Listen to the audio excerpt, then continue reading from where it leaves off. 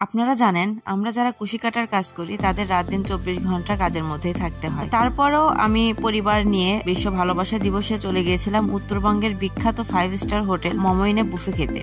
আজকের ভিডিওতে কুশি কাটার প্রোডাক্ট নিয়ে কোনো কথা হবে না, আমরা মমইনে গিয়ে কি কি করেছি সেগুলো নিয়ে কথা বলবো। ভালোবাসা দিবস উপলক্ষে মমইনে অনেক সুন্দর করে সাজানো হয়েছিল। মমইনের ভিতরে গিয়ে আমার ছেলে তো খুব খুশি, এখানে অনেক সুন্দর লাভ শেপের ডিজাইন করে রেখে দিয়েছিল রেড কালারের, দেখতে খুব ভালো লাগছিল এবং এখানে দাঁড়িয়ে ছবিগুলো খুব সুন্দর ছবি আসছে। আমার ছেলে ভিতরে ঢুকে প্রথমে দেখে অনেক খুশি, কারণ ওখানে ভালোবাসা দিবস উপলক্ষে অনেক সুন্দর করে সাজানো হয়েছিল।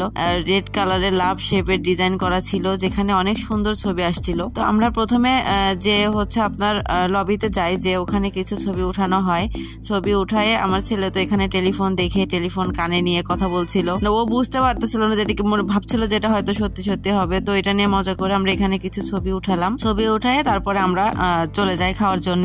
তো এখানে অনেক রকমের আইটেম ছিল, বিশেষ করে ডেজার্ট আইটেম ছিল অনেক ধরনের। এখানে ফিশ ফ্রাই ছিল, অনেক রকমের কেক ছিল এবং লাভ শেপের এই কেকটা দেখে আমার ছেলে প্রথম থেকে বলছিল যে আমি কেক কাটবো। তো তারপরে আমরা এখানে প্রথমে এসে ডেজার্ট গুলোই নেই, কারণ আমার ছেলে খুব জেদ করছিল প্রথমে ডেজার্ট খাওয়ার জন্য।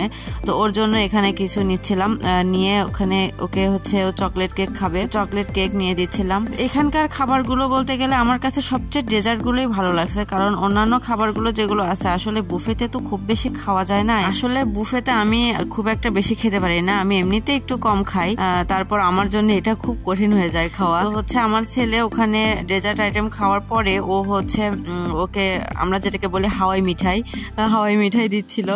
তো ওইটা নিয়ে ও খুব মজা করে খাচ্ছিল। তারপরে আমরা এসে মেইন কোর্সের দিকে চলে আসি। তো এখানে আমার ছেলের জন্য কিছু রাইস নিচ্ছিলাম। তো এখানে একটা ফিশ আইটেম আছে, এই আইটেমটা খুব মজা ছিল, আমি ওইটাই বেশি খাওয়া হয়েছে।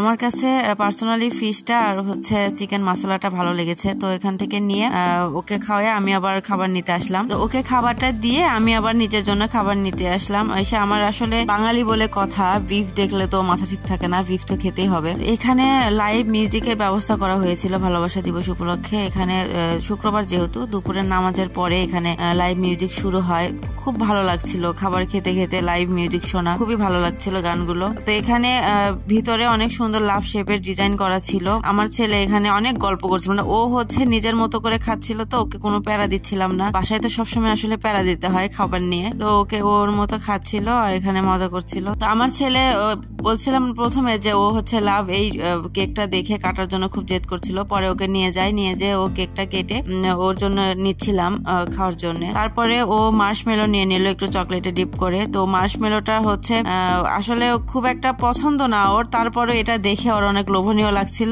ও মার্শমেলোটা নিয়ে খেয়ে মুখ একদম মাখিয়ে চকলেট দিয়ে আগাকার অবস্থা।